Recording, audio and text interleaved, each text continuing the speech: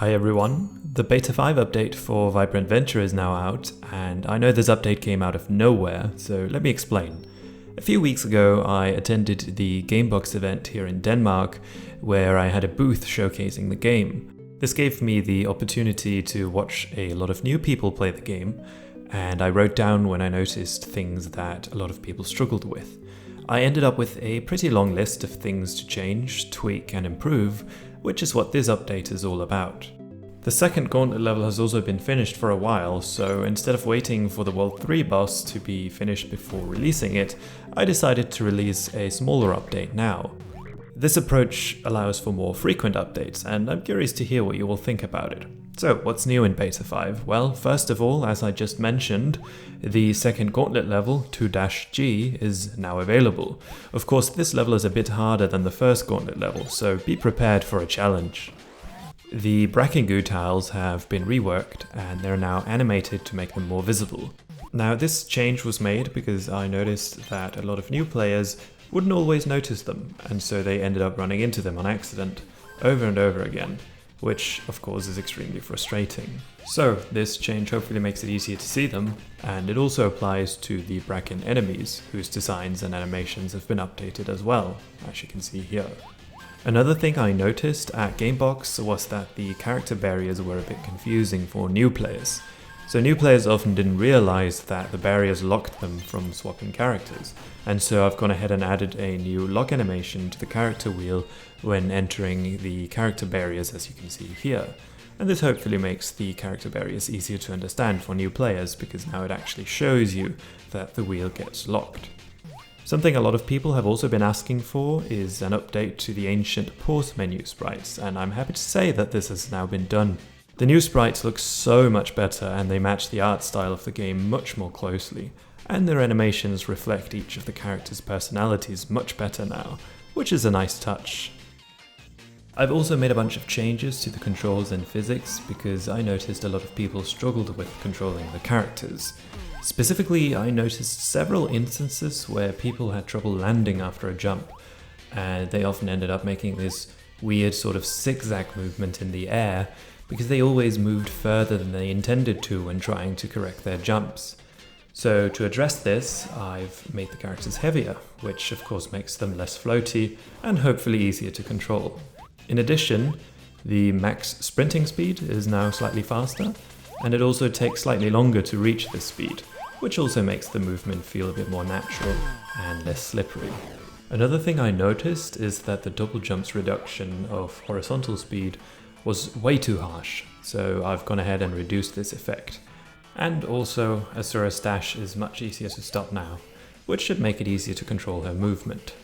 As a general sort of physics improvement, momentum finally functions properly now on springs and other objects that can bounce you around. Before, you could turn around immediately in midair after launching off of a sideways spring, which both looked and felt wrong. And I finally got around to fixing the irritating issue where jumping on slopes would sometimes completely halt your horizontal movement, which was extremely frustrating.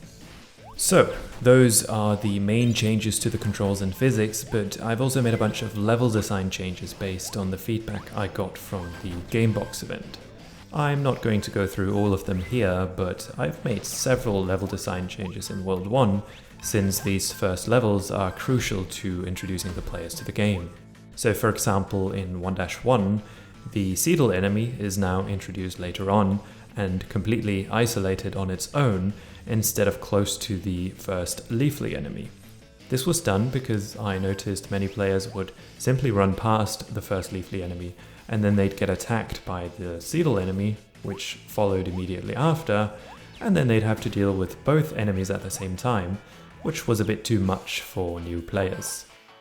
Also, the Seedle being able to chase the player all the way to the first checkpoint was a bit frustrating and excessive, so the new design prevents this from happening entirely.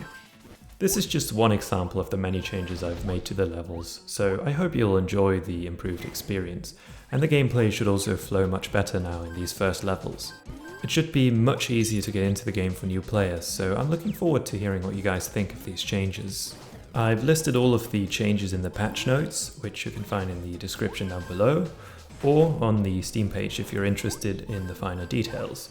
Or you could just, fire up the game and actually play it and see those changes for yourself. Anyway, moving on, another weird thing I noticed is that a lot of players didn't seem to realize that the boulders in 1-4 and 1-boss can be launched by attacking them. So we've gone ahead and changed the boulder sprite to a flower bomb, which now explodes on impact, as you can see here. So because they're no longer just generic looking boulders and are actually bombs, they stand out from the environment much more, and so their purpose is much clearer.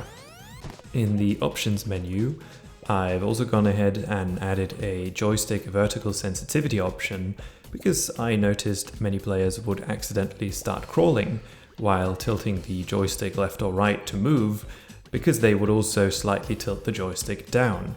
And even though there is a dead zone option, it wasn't possible to adjust these two dead zones, the vertical and the horizontal dead zone, independently.